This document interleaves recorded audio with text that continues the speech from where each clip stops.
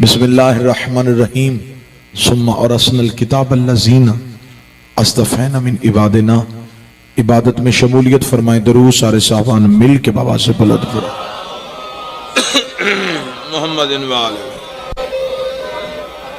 मुझे हुक्म हुआ है जिस शहनशाह मुअज़्ज़म की दहलीज पे सजदा करने का, मैं कोशिश करूंगा कि मेरी जुबान से निकला हुआ हर लफ्ज उसी दहलीज पे पड़े हुए जर्रे को मवद्दत का काबा समझ के उसका तवाफ करे।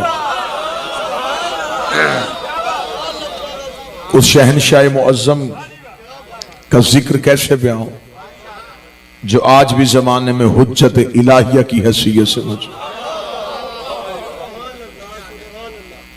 उस मालिक की तारीफ व तौसीफ कैसे बयां हो जिसकी हैबत अली जैसी, हुस्न हसन जैसा, करीमी हुसैन जैसी, इबादत सज्जाद जैसी, हिल्म बाकर जैसा, सिद्क जाफर जैसा, गजब काजम जैसा, अता रजा जैसी, मोहब्बत तकी जैसी, नकावत नकी जैसी, हैबत अस्करी जैसी, गैबत अल्लाह जैसी। बिस्मिल्लाह ए आले बिस्मिल्लाह।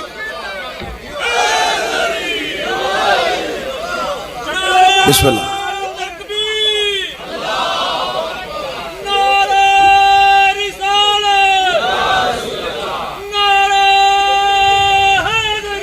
यार जंगलों में, पहाड़ों में, अरब के गुजारों में, कुरान के 30 पारों में नारे हैदरी। यार बिस्मिल्लाह।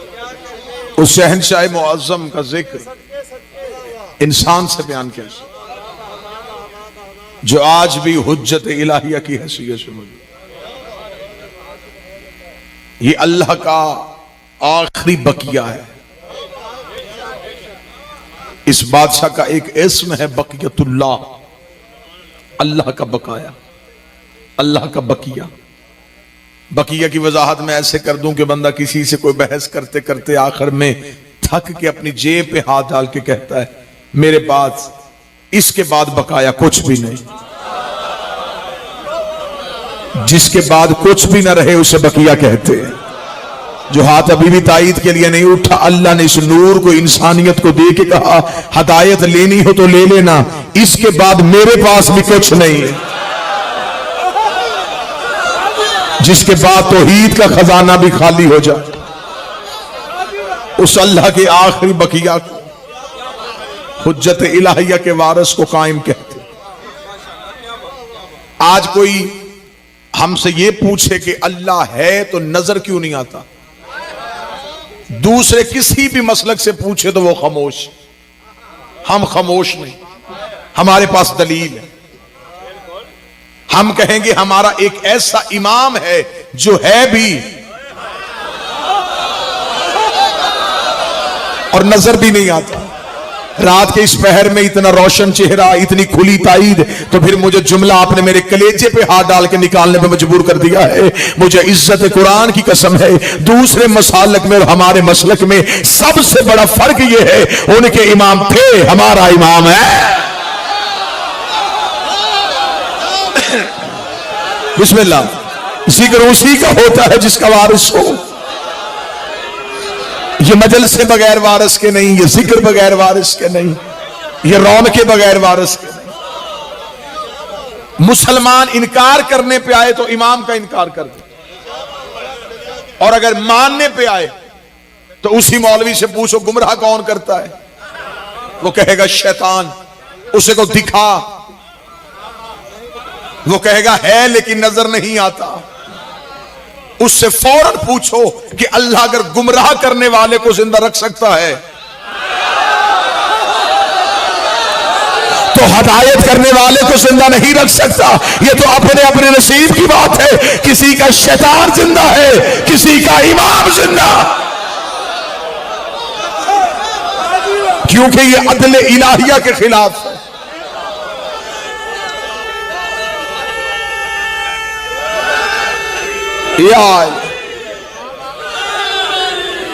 ये अल्लाह के आदिल के खिलाफ है। बिस्मिल्लाह। कि वो गुमराह करने वाले को तो रखे और हदायत करने वाले को न रखे। अगर कोई गायब रह के गुमराह कर रहा है तो क़यामत वाले दिन अल्लाह इंसान को दोज़ख में फेंकने लगे तो खुदा से इंसान कह सकता है मेरे मालिक मेरा क्या कसूर है, तूने गुमराह करने वाला तो रखा, हदायत करने वाला तो कोई ना रखा। आज हमें जमाना बताए कि वो हदायत करने वाला कौन। हम इंतजार में, आज जमाना परेशान है कि हालात कैसे ठीक होंगे, उनके पास आस कोई नहीं। हमारे पास अल्लाह की दी हुई आखिरी तसल्ली को कायम कहते हैं, हम उसी इंतजार में बैठे। इंतजार में सांसें भी इबादत होती। एक बंदे ने मासूम से आके पूछा था मौला एक सवाल है, सारी रात नहीं सोने दिया। इमाम ने फरमाया पूछ। उसे कहा मौला हजरत ईसा से लेके खातमुन नबीयीन तक जो दरमियान में फासला है, इतने अरसे में जितने लोग मरे थे वो जन्नत में जाएंगे या जहन्नम में जाएंगे? क्योंकि ज़ाहरी तौर पे कोई नबी नहीं था, तो जब हदायत करने वाला ही कोई नहीं था तो फिर उनका वारिस कौन बनेगा? इमाम मुस्कुराया, मुस्कुरा के फरमाया ईसा इब्ने मरियम जाते हुए ऐलान करके गए थे मुबश्शिर रसूलन याती मिन बाद इस्मुहु अहमद, मैं बशारत देता हूं मेरे बाद एक आएगा जिसका इस्म अहमद होगा, जो अहमद के इंतजार में मरे वो जन्नत में जाएंगे।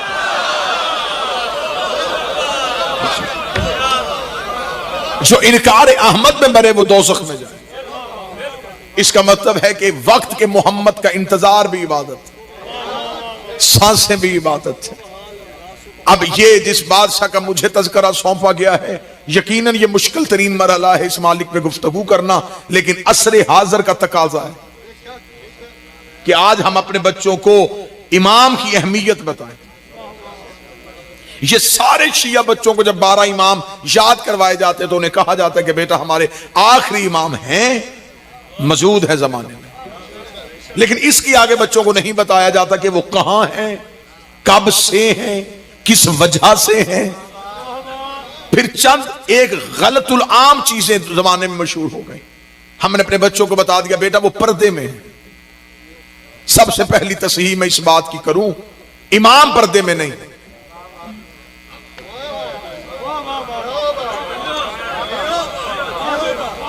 इमाम को हमसे छुपने की क्या जरूरत है?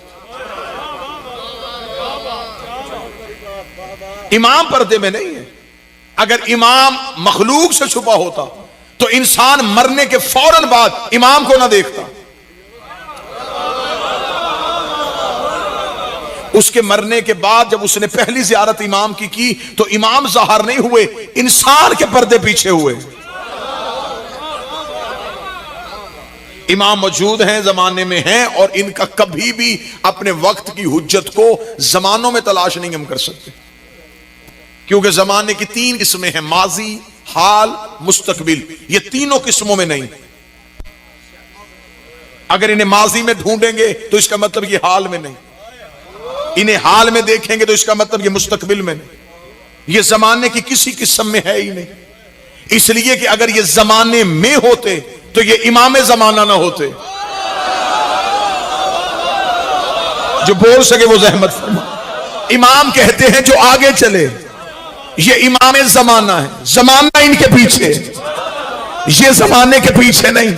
अब मैं जगाने के लिए एक सदर कह देता हूं कि बंदे ने अबू बसीर उसका नाम था, उसने इमाम सादिक से आगे सवाल किया। उसने कहा मौला जब भी कोई मसला आता है हम आपकी बारगाह में आते हैं, आपसे सवाल करते हैं, आप जवाब दे देते हैं, लेकिन आप ही कहते हैं कि हमारा एक वक्त का एक बेटा आएगा जो एक तुलानी क़यामत के बाद जमाने में जाहिर होगा। तो मौला उस दौर के शिया मसला किससे पूछेंगे? मौला उस दौर के शिया रहनुमाई किससे लेंगे जिस दौर में से आप में कोई नहीं होगा? इमाम का जाहिल न बन। वो कौन सा दौर होता है जब हम नहीं होते?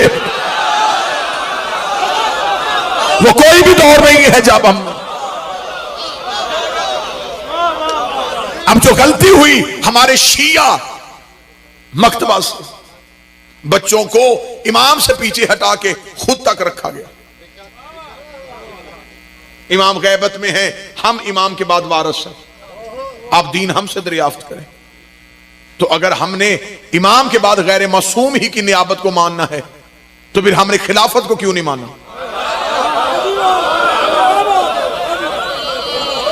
ये बातें हैं जो मिंबर से बयान करनी चाहिए।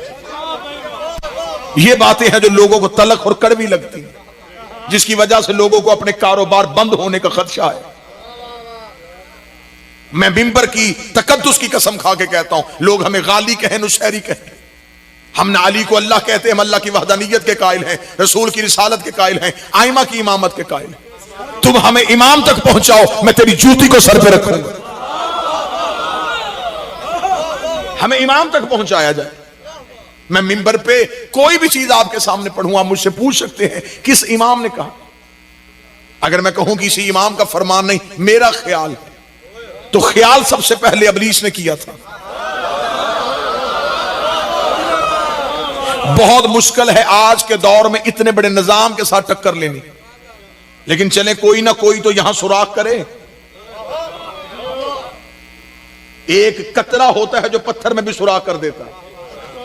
लिहाजा ये रेत पे तैयार की हुई इमारत को गिराने के लिए अकीदों का बेहतर होना, और मैं जुमला कहूंगा, अल्लाह जाने ये जुमला यहीं से इंसाफ कर देगा कि मुझे कितना इमाम पढ़ना है और कैसे फजाइल आपको सुनाने हैं। मैं सतर पढ़ के अंदाजा करने लगा हूं। आज जो बंदे कहते हैं इमाम तक जाने की जरूरत नहीं, जब हम मौजूद हैं तो हमसे पूछ लिया करो। प्यासे का काम है चश्मे को ढूंढना, प्यासे का काम है कि वो चश्मे की तलाश में रहे। अब अगर कोई प्यासा चश्मे को ढूंढे ही ना और नाली से पानी पी ले, इसमें चश्मे का क्या कसूर?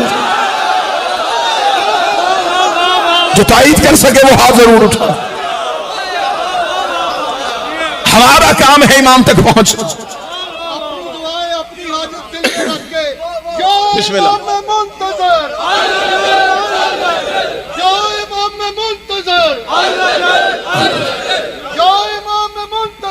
आला चल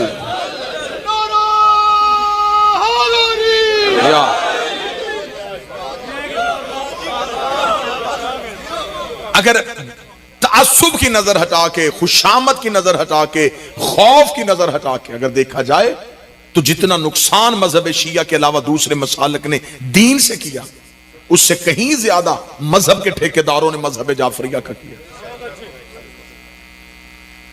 यह दौर था इमाम का दौर। दुनिया नाबलद है इमाम से, इमाम का तारुफ नहीं है, इस वजह से कि लोगों को खुद तक रोका गया। इमाम के अलकाबात चोरी किए गए। हुज्जत ये है,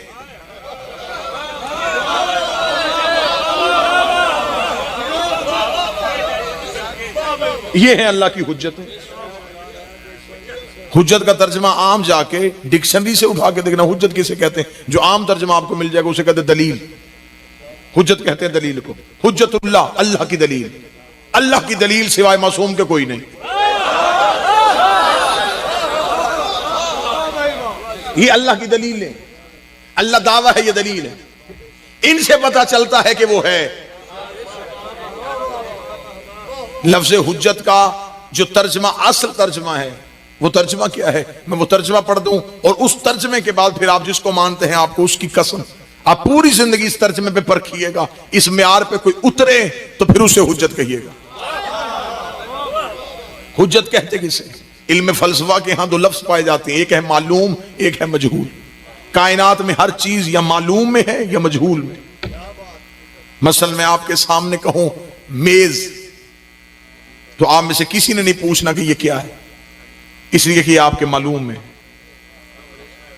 आपके इल्म में। आप में से किसी ने मुझसे दलील नहीं मांगी, ये किस चीज का नाम ले दिया, इसकी शक्ल कैसी होती है, इसका मतलब ये आपके मालूम में था। अब मैं एक लफ्ज कहूं फरिश्ता, अब किसी को भी नहीं पता कि ये कैसा है, इसलिए कि ये आपके मजहूल में है। जिसकी तस्वीर ना हो वो मजहूल में होता है, जिसकी तस्दीक भी हो, तस्वीर भी हो, वो मालूम में होता है। अब मैं लफ्ज़ हुज्जत पढ़ूंगा और चेहरे देखूंगा। हुज्जत किसे कहते हैं? जो मजहूल को मालूम में लाके दिखाए उसे हुज्जत कहते हैं। जो ना नजर आने वालों के नजरों में लाके दिखा दे उसे हुज्जत कहते हैं। सबसे मुश्किल काम था अल्लाह को पहचानवाना।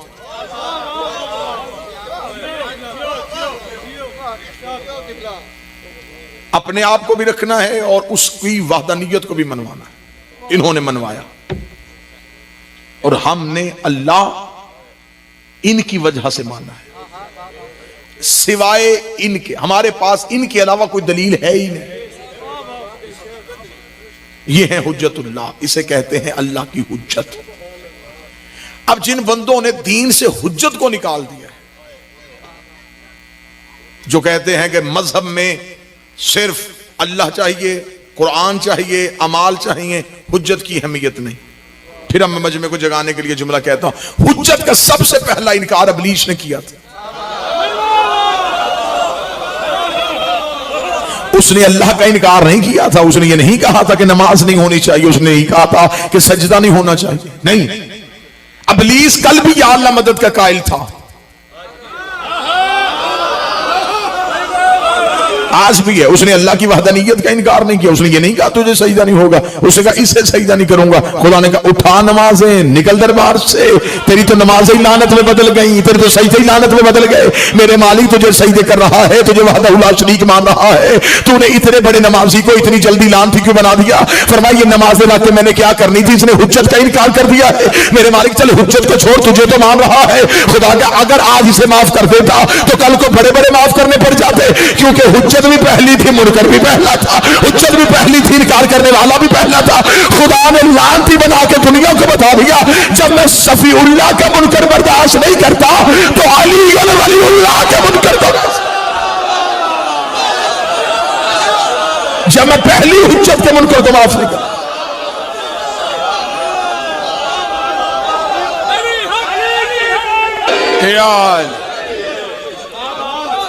इनकार हुज्जत की वजह से कोई बंदा गलत फहमी में न रहे कि मैं अल्लाह को सजदे करके राजी कर लूं। दीन से हुज्जत निकल जाए तो दीन दीन नहीं रहता।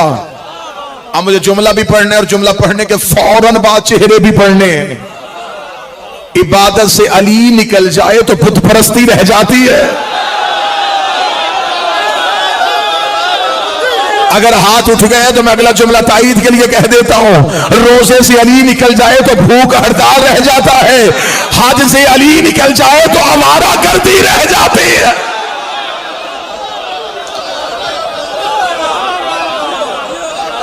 इबादत की रूह है हुज्जत। कबूलियत अमाल होगी तो हुज्जत की वजह से।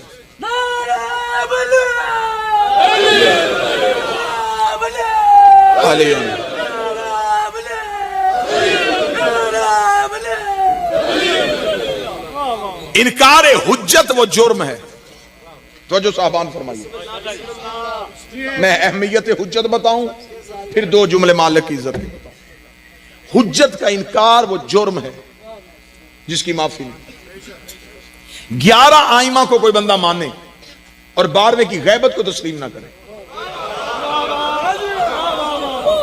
तो इसका मतलब है कि उसका पहला इकरार भी कुछ नहीं। बंदा मोहम्मद और रसूल अल्लाह पढ़े और अली वलीउल्लाह का इकरार ना करे,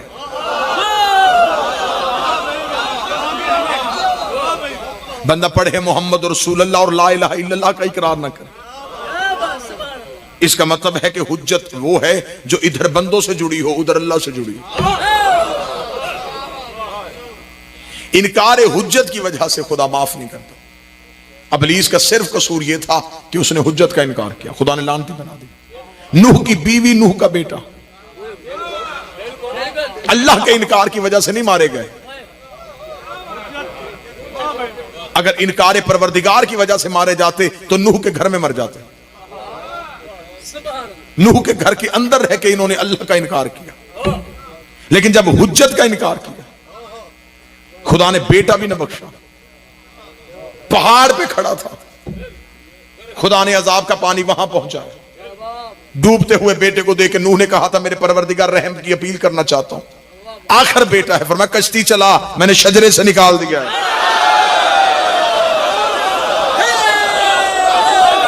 नहीं नहीं नहीं नहीं, सतर ये नहीं थी, सतर इससे आगे है जिसकी मुझे आपसे ताई चाहिए और उठे हुए हाथों से ताई चाहिए। खुदा की आवाज़, कश्ती चला, मैंने तेरे शजरे से निकाल दिया है। मेरे मालिक सुल्म तो मेरे में था, फरमाया तेरे सुल्म में था, लेकिन तेरी हुज्जत का इनकार किया है, तेरे इख्तियार का इनकार किया है, मैंने तेरे शजरे से निकाल दिया है। आज कोई बंदा सीना चौड़ा करके कहे कि मेरे घुटने को हाथ लगा, मैं तो सैयद हूं, तो अली और वलीउल्लाह अगर नहीं पड़ेगा तो खुदा खुदा शजरे से निकाल दे।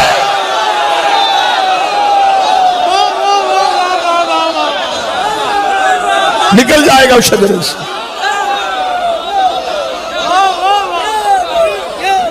रहेगा तू शजराए तैयबा में तो सिर्फ हुज्जत के इख्तियार की।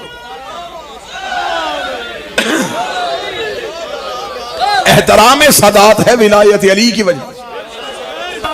मेरा छठा बादशाह फरमाता है कि मुझे अली का बेटा होने पे फख्र नहीं,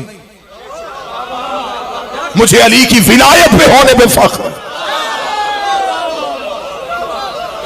मुझे फख्र है कि मैं विलायत अली पे कायम।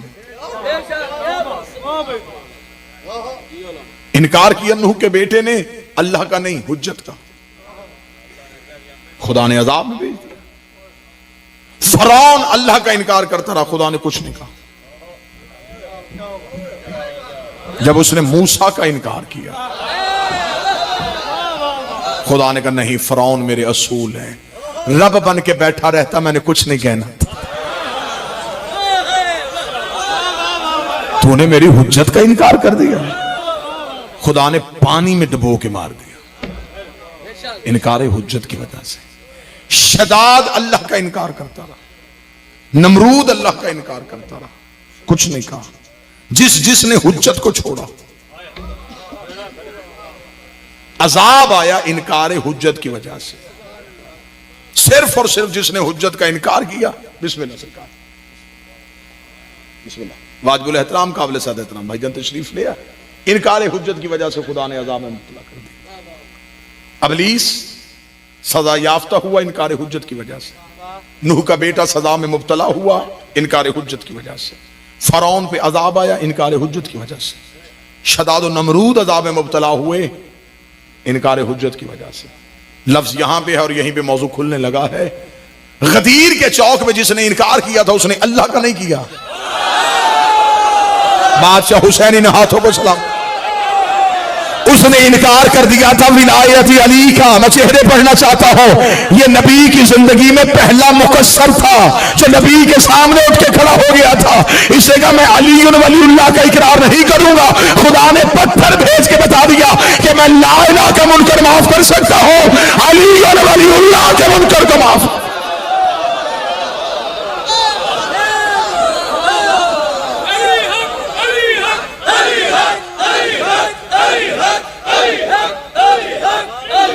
बिस्मिल्लाह।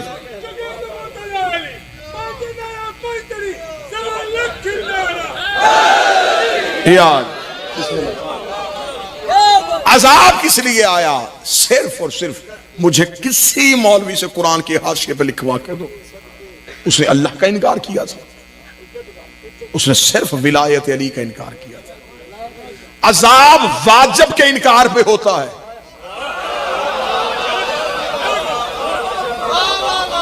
मुस्तहब के इनकार पे नहीं। अगर होता अली वलीउल्लाह मुस्तहब, अजाब ना होता। खुदा ने अजाब भेज के बता दिया किसने वाजिब का इनकार किया। जिसने पहली हुज्जत का इनकार किया वो भी अजाब है। और ये अल्लाह का बनाया हुआ कानून था कि पहला भी काबे में,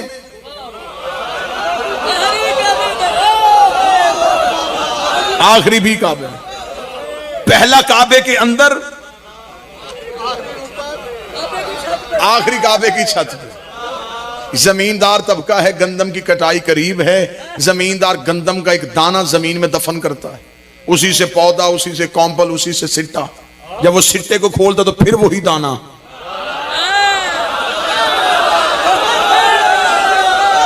जिसे छुपाया था जाहिर भी वही होता है, जिसे अल्लाह ने काबे के अंदर छुपाया था जब कायम आएगा तो काबे की छत पे आएगा। काबे की छत पे आएगा मेरा आखिरी बादशाह। पहले आए थे काबा के अंदर। और यहां मैं जुमला कहना चाहूंगा, 13 रजब को मादरे अमीर अल मोमिनीन बीबी घर से चली थी। आपने पूरे रजब के जश्न सुने, आपने जाकिरीन वाइजीन खुतबा उलमा से सुना। बीबी घर से निकली, रुकने यमानी के करीब पहुंची, दीवार फट गई, बीबी काबा के अंदर चली गई। 13 रजब बीबी काबा में रही, 14 रजब बीबी काबा में रही, 15 रजब बीबी काबा में नहीं, 16 रजब तक बीबी काबा में तौहीद की मेहमान रही। मुझे किसी फटी से फटी किताब से साबित करो इन 3 दिन 3 रातों में एक दिन भी हजरत इमरान ज़ौजा को ढूंढने के लिए निकले, एक दिन भी रसूल अपनी अम्मा को ढूंढने निकले हो। रसूल भी घर में रहे, हजरत इमरान भी घर में रहे, बीबी छुप छुपा के तो नहीं आई थी। मक्के वालों ने देखा था कि ये अल्लाह का मुकद्दस घर, क्योंकि काबे की बैरूनी दीवारों पे लात, मनात और उज्जा थे। बीबी चली गई काबा के अंदर, लात को पूछने वाले आए, वो अपने पुत्र लात से पूछते थे कि अबू तालिब की ज़ौजा आई थी कहां गई। मनात वाले मनात से पूछते थे, उज्जा वाले उज्जा से पूछते थे, मक्के वाले एक दूसरे से पूछते थे। आखिर मक्के वाले 15 रजब को हजरत इमरान के घर चले गए, दरवाजे पे दस्तक दे के कहा, ए मतवल्ली के काबा, तुझे फिक्र ही नहीं है, 2 दिन हो गए तेरी ज़ौजा उस घर के अंदर गई है और अभी तक बाहर नहीं आई। हजरत इमरान ने दरवाजा बंद करके कहा, मेजबान जाने और मेहमान जाने। हजरत अबू तालिब मतवज्जे ना हुए। मक्के वालों ने कहा, ये क्या राज है, हमें इस राज से पर्दा उठाना है, ये हाशमियों का क्या राज है। आखिर मक्के के सरदार इकट्ठे हो गए, उन्होंने कहा, आओ अल्लाह के घर जाके पता करें कि अबू तालिब की ज़ौजा कहां है। सरदार मक्का के सारे इकट्ठे हुए, इन्होंने आके अल्लाह के दरवाजे पे खड़े हुए, इन्होंने खुदा के दरवाजे की कुंडी को थामा, इन्होंने अल्लाह के दरवाजे पे दस्तक दी, अल्लाह के दरवाजे पे दस्तक दी, अल्लाह के दरवाजे पे दस्तक दी, अल्लाह के दरवाजे पे दस्तक दी, अल्लाह के दरवाजे पे दस्तक दी। जिधर अल्लाह के दरवाजे पे दस्तक का शोर हुआ, ये पहली दस्तक थी जो तौहीद के दरवाजे पे हुई है। आवाज़ परवरदिगार आई, अली की बाप से उठिए, दरवाजे को खोलिए। बीबी का बुलाया दीवार से था, वापस दरवाजे से क्यों भेज रहा है। आवाज आई, शोर नहीं सुन रही, लोग मेरे दरवाजे पे दस्तक दे रहे हैं। दस्तक जब जीत आए तो अंदर से घर वाले दरवाजा खोलते हैं। दरवाजा खोल, इन्हें अली दिखा ताकि मैं बंदों को बता दूं, जब अल्लाह के दरवाजे पे दस्तक दी जाए अंदर से जली नहीं आता, अंदर से अली आता। जब अल्लाह के दरवाजे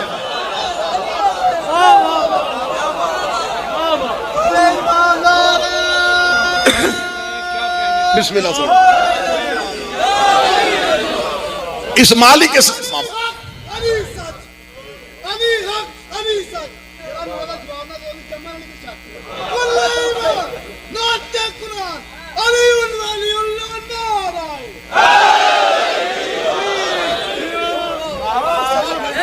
ज़हूर कायम के हम करीब हैं। गैबत इमाम हमसे चाहता है, इमाम की गैबत में हमारी जिम्मेदारियां क्या, तवस्सुल इमाम का तरीका क्या। आज का शिया इमाम से राबता कैसे कर सकता, शौक की वजह से नहीं होगा, इश्क की वजह से होगा। ये सब मानते हैं हमारे इमाम मौजूद हैं, जाहिर हैं, जमाने में हैं, और इमाम ने अपने मकामात के बारे में भी बताया हुआ है कि मैं कब कहां होता हूं। एक शख्स ने तौकी में इमाम से पूछा था, मौला आपसे मुलाकात कैसे मुमकिन है। इमाम ने फरमाया, हम मिलते हैं, तुम हमें पहचानते नहीं।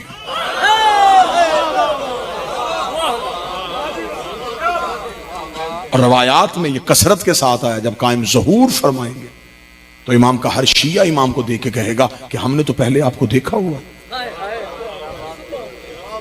इतनी ज्यादा मुलाकातें हैं इमाम के साथ, लेकिन अदम मार्फत की वजह से, कमी मार्फत की वजह से हम अपने इमाम को पहचान नहीं सकते। मौला फरमाते हैं, मैं हर शिया को मिलता हूं उसकी मार्फत के मुताबिक, किसी को ख्वाब में, किसी को ख्याल में, किसी को तखय्युल में, किसी को हकीकत में। मिलता मैं सबको। मौला फरमाते हैं कि अगर मैं एक लम्हे के लिए भी तुमसे बेखबर हो जाऊं, यह तमाना तुम्हें हमेशा के लिए खत्म कर दे। मैं इतना बाखबर हूं तुमसे। यहां तक मैंने पढ़ा है कि इमाम फरमाते हैं कि तुम्हारे रोजाना के अमाल मेरे सामने आते, और इमाम फरमाते शायद तुम गुनाह करके सो जाते हो, मैं तुम्हारे गुनाहों को अपने खून के आंसुओं से धोता हूं। उनकी तरफ से मोहब्बत में कोई कमी नहीं, हमारी तरफ से राबते की बहाली की कमी है। मुलाकात इमाम कैसे मुमकिन। और यहां मैं बड़ी सादा लफ्जों में, सादा तरीके से भाईजान, मौला फरमाते जब भी कोई शिया मुझसे मिलना चाहता है, जो पहला वहम उसके दिल में इब्लीस डालता है वो ये होता है कि कहां वो कहां हम। मौला फरमाते ये मेरे और मेरे शिया, मेरे मुहिब के दरमियान एक पहला फासला है जो इब्लीस की तरफ से उसके दिल में डाला जाता है कि हम गुनाहगार, हम कहां उनसे मिल सकते हैं, हम इस काबिल ही नहीं, हमारी ज़ियारत मौला से कैसे हो सकती, हम मुलाकात कर ही नहीं सकते, हम तो बड़े गुनाहगार हैं।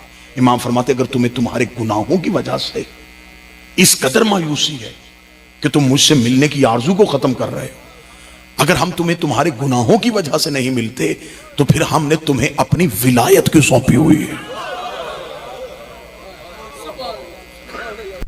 अगर हमने तुम्हें अपनी मोहब्बत का अमीन बनाया है तो यह मोहब्बत हमारी तरफ से है। अब तुम्हारी तरफ से कदम बढ़ना है, हम कदम बढ़ा चुके हैं, हमने अपनी मोहब्बत और विलायत तुम्हें दे दी, अब तुम्हें हमारी तरफ बढ़ के आना है। फिर इमाम फरमाते हैं कि अगर तुम हमसे मिलना चाहते हो, मौला फरमाते एक शख्स ने एक आरिफ से पूछा था, उसने कहा जिंदगी को बचाने का राज बताएं। उसने कहा चाहते हो कि हमेशा जिंदा रहो? उसने कहा चाहता हूं हमेशा जिंदा। उसने कहा सुबह को उठ के अपने वक्त के इमाम पे सलाम किया करो। उसने कहा इमाम पे सलाम से जिंदगी का क्या ताल्लुक? उसने कहा जब तू सलाम कहना सुन्नत है, जवाब देना वाजिब है। जब तू सलाम कहेगा सलाम अलैका या साहिब अल-असर व ज़मान, वो जवाब में अलैका सलाम कहेंगे, और जब वो कह दे सलामती हो फिर मौत कैसी?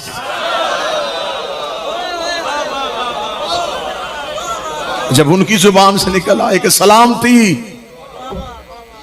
फिर मौत। क्या कहने? घबराहट तब आती है जब हमारी तरफ से राब्ते की कमी मुमकिन होती।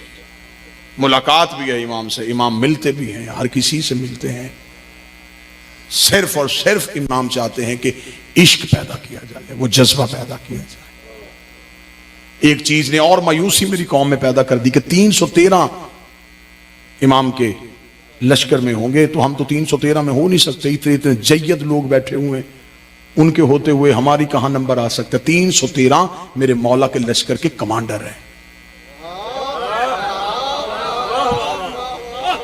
लश्कर मौला का लाखों में है,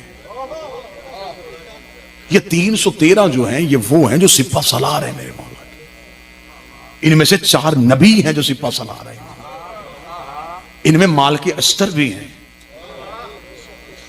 इनमें हजरत अबुल फजल अब्बास भी हैं। ये कायम के लश्कर के सिपाही हैं। हजरत अबुल फजल अब्बास कायम के लश्कर के सिपाहियों में से। फिर मुझे जुमला कहने की इजाजत दीजिए, जो हुसैन का सिपा सलार हो वो कायम का सिपाही होता है।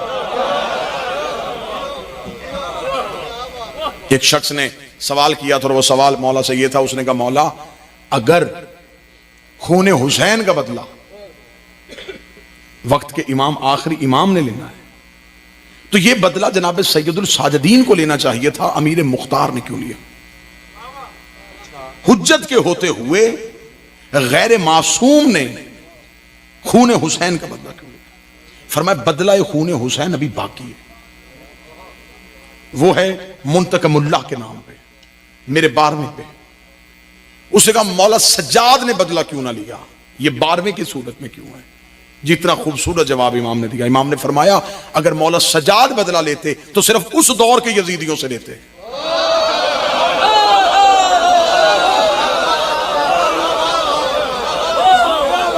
अगर वो बदला लेते तो सिर्फ उस दौर के यजीदियों से लेते। बदला कायम पे रखा ताकि हर दौर के यजीदियों से ले सके।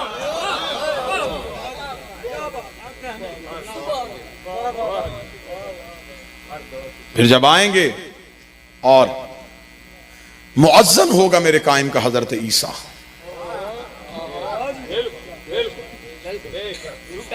ये बतूल का बेटा है, ये मेरे कायम का मुक्तदी है, इंतजार में है और मौला के पीछे नमाज पढ़ेंगे। इतना मुझे बता दीजिए, हो सकता है मैं तालिब इल्म हूं, मेरी मालूमात में कमी हो सकती है। हजरत ईसा नबी हैं, ये इमाम है, ये नबी हो के इमाम के मुक्तदी हैं। अब मुझे सिर्फ इतना बताइएगा कि हजरत ईसा क्या नुतफे से हैं? नुतफा होता है बाप का, बाप का। इसका मतलब हजरत ईसा नुतफे से नहीं।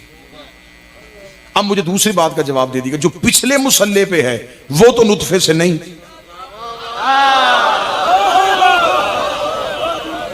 और जो अगले मुसल्ले पे है ये हमारी तरह आया है। फिर इसका मतलब मानना पड़ेगा पीछे आमर है, आगे ओलेल आमर है। हर शी अपने घर में इमाम की सदा को सुनेगा। इमाम फरमाते वो जैसी जुबान समझता होगा हवा उसे उसके जुबान में पैगाम पहुंचाएगी। इमाम साइंस की तरक्कियां बिल्कुल खत्म हो जाएंगी, रुक जाएंगी। जमाना बिल्कुल अपनी हरकत को छोड़ देगा, बिल्कुल वैसे ही जैसे मेराज में रसूल गए तो जमाने ने हरकत को छोड़ दिया था। नब्जों पे हाथ रखा जाएगा। और इससे बेहतर जो सबसे अगला जो मजमून इससे बेहतर है वो काश मिंबर से पढ़ा जाए, वो रज्जत का मजमून। क्या रज्जत क्या है? जब पलटे का जमाना, जब कायम की शाही होगी, जब सादात के घर आबाद होंगे, फिर उस वक्त इमाम के लश्कर की हालत क्या होगी। मेरा मालिक हमें कायम के नासरीन में से शुमार फरमाए। आज के दौर का सबसे बड़ा वजीफा है कायम का ज़हूर मांगना। इमाम फरमाते हैं कि अगर तुम मेरे आने से पहले मर गए लेकिन तुमने मेरा ज़हूर मांगा तो मैं वादा करता हूं मैं तुम्हें लेने तुम्हारी कब्र पे आऊंगा और आके कब्र पे कहूंगा कि उठ, तो मेरा ज़हूर मांगा करता। वाजिबुल एहतराम भाई तशरीफ ले आए। अल्लाह मेरी मिल्लत को बेदारी अता फरमाए, कायम की मोहब्बत अता फरमाए, हमें नुसरत के लिए तैयार करे। आके जमाने से पूछिएगा सिर्फ इतना बताओ मेरी दादियों का कसूर क्या था। एक दरबार में खड़ी रही, एक बाजार में खड़ी।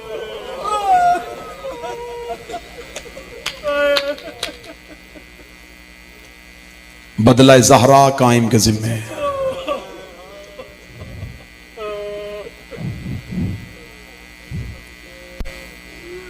मराशी नजफी बहुत बड़े जय्यद आलिम दीन, उनकी किताब है मकाशिफात मराशी। इसमें उन्होंने अपने मुकाशिफात लिखे हैं। उसमें उन्होंने लिखा कि जब मेरी कायम से मुलाकात हुई, जहां उन्होंने मौला इमाम ज़मान से मुलाकात का तज़किरा किया है, उसमें उन्होंने लिखा, उन्होंने जब मेरी कायम से मुलाकात हुई तो मैंने देखा कि मौला की आंखों में खून के आंसू। मराशी नजफी कहते हैं कि मैंने रो के कहा, मौला ये तो मैंने रवायात में पढ़ा है कि आप करबला वालों को याद करके रोते हैं। मराशी कहते हैं कि मैंने मकाशफे में देखा कि इमाम ने अपनी मुट्ठी को खोला, मुट्ठी को खुलना था या इमाम के आंसू और तेज हुए। मराशी कहते हैं कि मैंने जल्दी से मुट्ठी में देखा क्या है, तो 3 लोहे की मेखें थी जो इमाम के हाथ में। मराशी कहते हैं मैं मुकाशफे में समझ ना सका, मैंने रो के कहा मौला ये कौन सी मेखें हैं। इमाम का आंखों का लहू तेज हुआ। फिर मैं ये वही मेखें हैं जिन्होंने मेरी दादी का पहलू जख्मी किया। आज भी जिसका सबसे ज्यादा दर्द है वो है दादी का जख्मी पहलू। आ मेरा मौला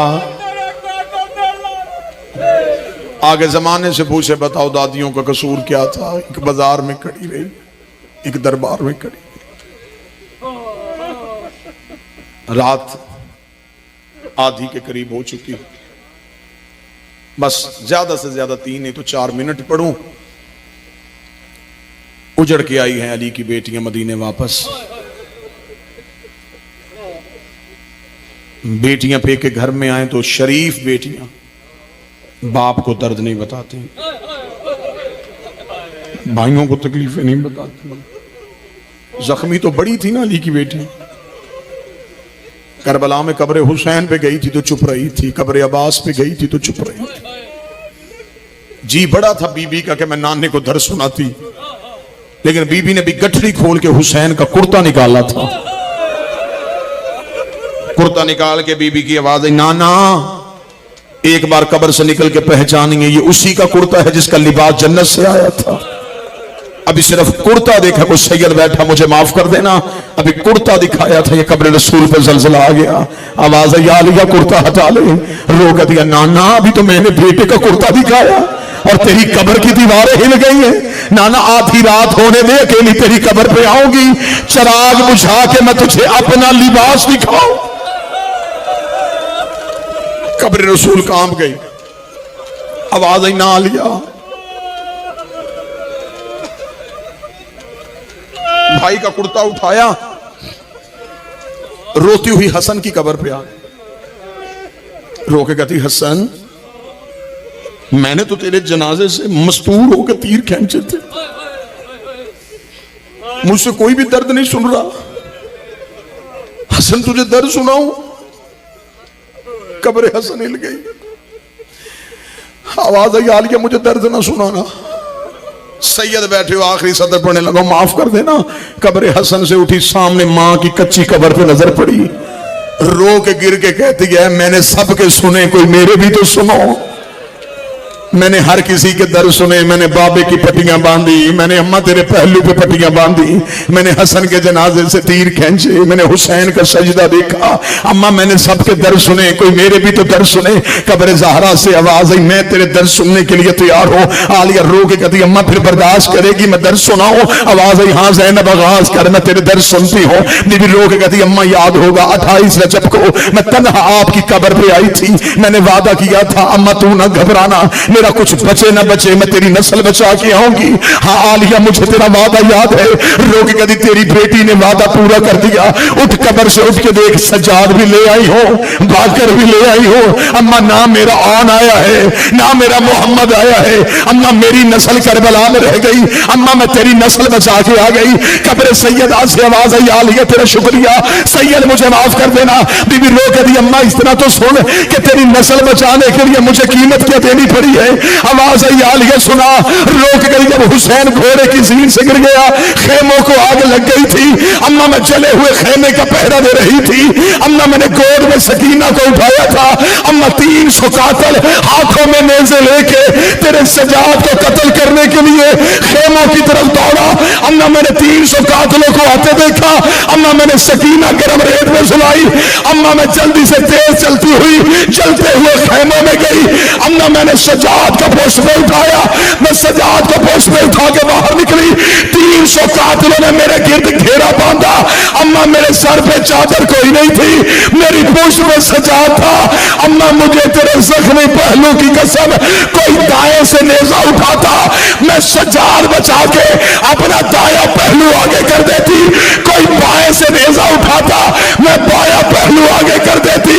अम्मा सजाद बच गया, मेरा सर जख्मी, मेरे बाजू जख्मी, मेरे पहलू जख्मी।